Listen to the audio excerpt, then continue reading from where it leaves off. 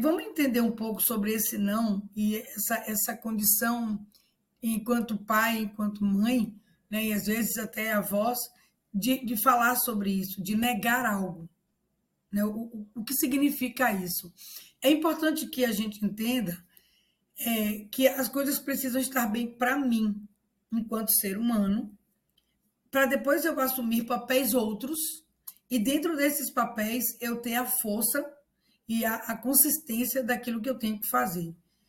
Eu conheço muitas pessoas que têm uma dificuldade muito grande de dizer não. Pessoas que têm muita dificuldade em trabalhar essas questões em si, em se sentir negando algo, em se sentir aborrecendo alguém, em se sentir, de alguma forma, boicotando ou mesmo prejudicando alguém quando se nega a alguma coisa. Essa condição, esse mal-estar vivido pelas pessoas, que tem vários eixos de situação aí, vários nódulos causais que levam a isso, precisam ser trabalhados. O papel de pai, o papel de mãe, o papel parental, quando a gente decide ter um filho, ele traz com a gente já de imediato um posicionamento. Eu sou mãe, eu sou pai. Para todo papel existe um script. E o duro hoje desses scripts paternais é exatamente a condição de ter que fazer sacrifícios e ter que aprender a fazer coisas, porque a partir de hoje eu sou responsável por uma vida. Eu tive conversando há muito pouco tempo com algumas pessoas e a gente falando sobre o momento do ter o filho, né? O momento do parto. A gente passa 9 meses gerando uma criança e a gente tem milhões de sonhos, a gente imagina milhões de coisas, a gente se imagina nesse papel, a gente se imagina falando coisas, a gente se imagina brincando, a gente se imagina trocando, a gente se imagina num monte de coisa.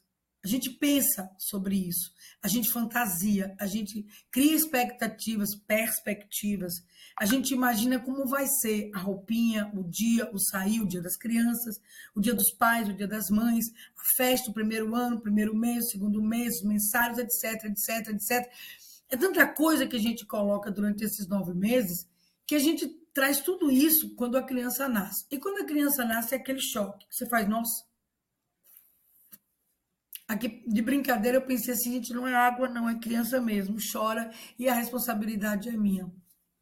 Eu sempre brinco que a gente nunca chega no paraíso, porque, de fato, a gente tem tantas preocupações, a gente tem tantas obrigações, a gente brinca de picula e a gente entra numa gincana quando a gente entra numa escola, porque todo dia é uma coisa que a escola está pedindo. A gente quer tanto que o filho da gente dê sorte, dê sorte não, dê certo, que a gente cansa. E a gente fica pensando se a gente está fazendo a coisa certa.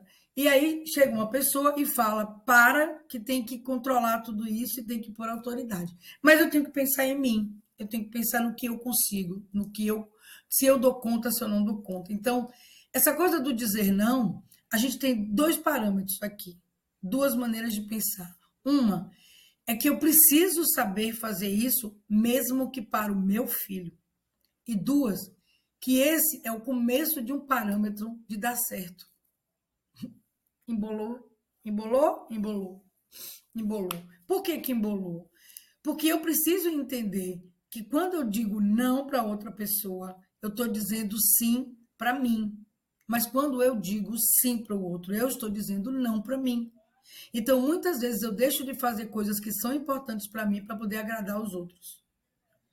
Primeiro ponto. Segundo ponto. A criança precisa entender que é o que pode e o que não pode. Mas existem formas de fazer isso. Então, quando essa mãe fala que ela diz não e que essa criança cai no chão e que bate a cabeça, esse é um direito dela, de querer o sim para ela em tudo que ela imagina que é bom.